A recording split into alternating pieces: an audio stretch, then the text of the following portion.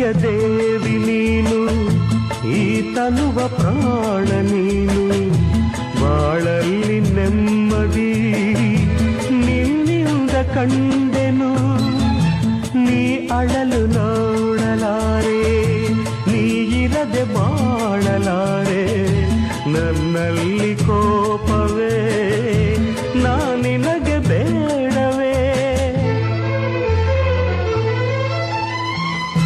ನೀ ದೂರವಾದರೆ ನನಗಾರು ಆಸರೆ,